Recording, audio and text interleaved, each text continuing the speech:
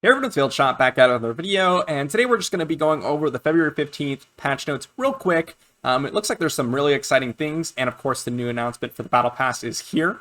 So let's jump right into it. So new epic hero, Sand Spirit Lord Silen. Well, I did not expect a new character, to be honest, but it looks like we're getting one every 2 weeks roughly, which is really, really cool. And I'm definitely excited. I'm going to have them in their own video because I want to review them separately. I did not know that they were coming too, so pretty cool. I'm really, really excited to check that out. New Magic Pass. It is going to be Evra. Okay, this is huge. To be honest, this is a big one. I know so many of you were like, nah, they're not going to put a Battle Pass character in, but my personal guess was a Ciara, but I definitely considered that they would put a Valyria or an Evra in the Battle Pass, and I am excited to see that it's an Evra. I know some of you would be annoyed that it is a rookie summon character, but I do not think you should be annoyed personally that you're getting a absolute amazing character in Evra. The first Ascension, even the second Ascension, and the third Ascension are absolutely amazing on Evra. The first and second are the most important. The third one's actually speed, so super, super massive for that. Absolutely worth going over and checking out that Battle Pass. The Battle Pass is worth it even without the Legendary, but with the Legendary, it's even better. And Evra is a great one to pick up, so definitely would be excited about that if I were, buying the Battle Pass. And then we have Hero Balance, which is cool. I don't know if that's just what's under here or if it just means something different, but I think it's talking about these three characters here, which is Helmar's getting a damage increase from 150 to 200%, and the skill cooldown decreases from 4 to 3 turns. Okay, that's a nice buff. I don't think it literally changes anything about Helmar.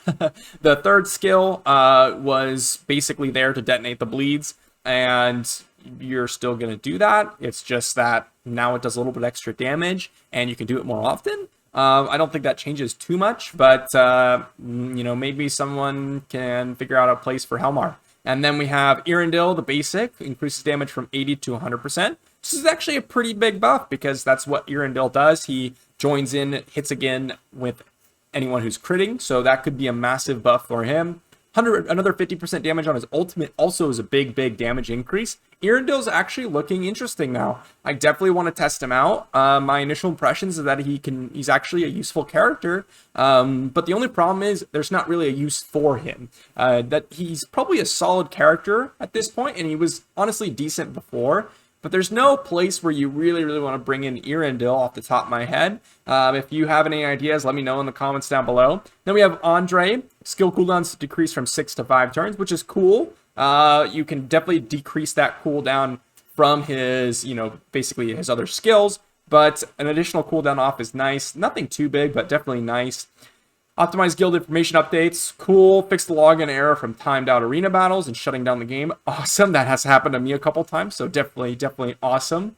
And then improve the skill description of some heroes. Okay, I think it's just this. This is what they improved. And so this definitely needed to happen because there was definitely some characters in the game that were very, confusing or didn't really work how you initially thought they would.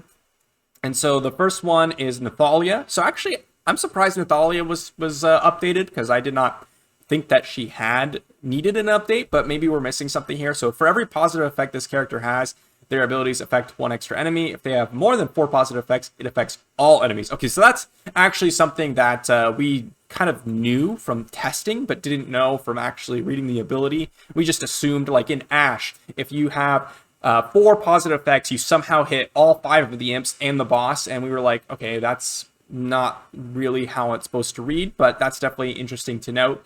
And then Ascended, for every positive effect this character has, their abilities affect 1 extra enemy and increase damage by 10%. If they have more than 4 positive effects, it affects all enemies, increases damage by 40%.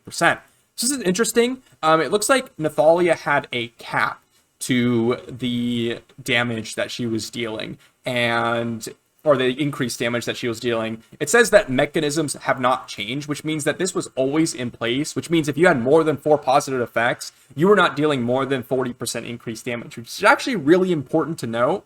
And the fact that we didn't know was pretty unfortunate. But, I mean, this isn't a nerf or a change or anything like that. It's just a explanation of the skills. So I'm glad this came out. Definitely a good sign that they're definitely working on some of the things that we have been complaining about, which is one of the biggest things for me, which is some of the wording on some of the characters for sure. And then we have Cyrus.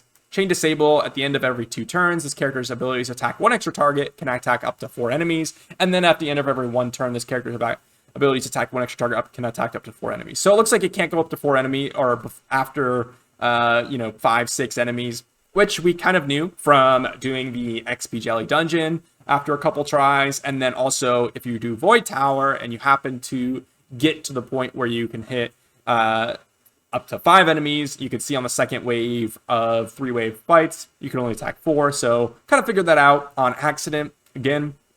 But nice to see that they are, again, correcting some of their wording, or at least specifying even more so.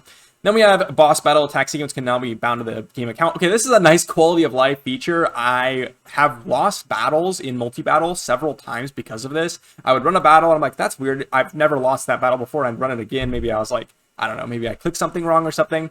And then I found out later that it's the boss battle attack sequence that hasn't saved because of an update or whatever has happened. I like this. Simplified the conversation chapter 1. Okay, cool. And for those of you that are re-rolling and such, improve the red dot notification to heroes. I don't know if that changed, but cool. Optimized requirements for guild quests, now completing the stages. Okay, so this is absolutely massive. A massive quality of life improvement in the guild menu, in the quests. We knew that when you were doing your guild quests, you had to farm whatever it said. So like, there was a lot of quests that was like, okay, farm ability stage 3. And if you did farm stage 3, you were not completing the quest. But now, if you complete stage 9, which everyone wants to complete stage 9, if you're farming the legendary and epic crystals, and no one wants to farm like a random stage 5. That was never completed oftentimes unless a guild member would specifically go after that quest. So it's really nice to see that they're improving the, again, more quality of life features. To me, that is the most important thing in these games. If they're making regular balance changes and if they're improving the quality of life of the game. Honestly, that's more important to me than new content oftentimes. Now, obviously, there's some point where you have to release new content, but, new characters, balance changes, and quality of life features are my 3 most important things in games like these. And honestly, it's really nice to see that they're adding things like that. So, and I honestly didn't even think too much about it. I was like, oh, that's unfortunate, but it didn't even cross my mind. But now that they've added it, I am really, really happy about that. Adjusted trigger mechanism of Rebel Set. Attacks need to deal any damage to have a 20% chance to stun. Interesting. So I didn't even know that that was a thing. I've never used Rebel Set on characters that didn't have damaging abilities that hit enemies. I honestly, I'm a little tired, but I can't think of anyone that had a non-damaging skill that hit enemies to stun. Maybe someone had that experience themselves. I've not. But interesting to know. I don't think it changes too much. Let me know in the comments down below if I'm missing something there. And there's a character that really is messed up because of that. But I can't think of anything off the top of my head. So, all right. Fix just a bunch of bugs. Okay, so this is an important bug fix for Urian. What this actually means is it doesn't say ability on. It's actually meant to say ability only grants elemental advantage to the main target. So the recent change where Urian has the elemental advantage now applies to his whole ultimate, rather than just the single target that he's attacking. Fix the bug where Revival Bear does not show when killed by Zitlin's ultimate. Okay. Fix the bug where okay. Interesting. Just a bunch of bug fixes here. I don't know of anything that is too important to know. Just a bunch of random bug fixes. So overall, really, really cool. I really like this patch. I am excited for the new epic hero. I really actually enjoy them coming out with new characters every week or 2 weeks rather than dumping a bunch of them on the first, week or so. Now, that being said, or within a week, I actually would like to have seen quite a few characters released on the launch of the global version. But after that, I really enjoy seeing regular characters released, and I am really, really excited to see new epics. I personally am not going to get a lot of the legendaries, so I'm excited to see the new epics because that's much more realistic to me. The Evra Battle Pass is super exciting. These balance changes are awesome because they're buffing characters that are pretty much useless right now, except for Andre. He was used in a couple areas. Helmar and Erendil I've not seen a single use for. Realistically, like, you could say that you could run like a joint attack comp, but honestly, like, it's not going to be used except for maybe Guild Boss, and there's some other better strategies anyway. So Really, really exciting.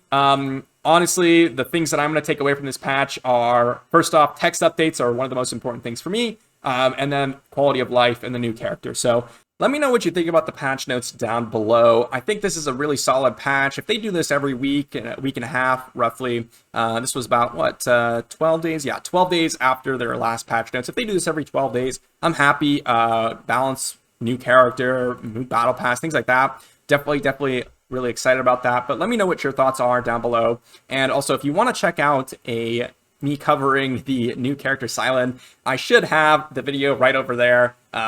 By the time this video comes out, I probably will be recording it right after this one. But just go ahead and click that, and you can check out my thoughts on the new character. So thank you for watching, and I will see you for the next one.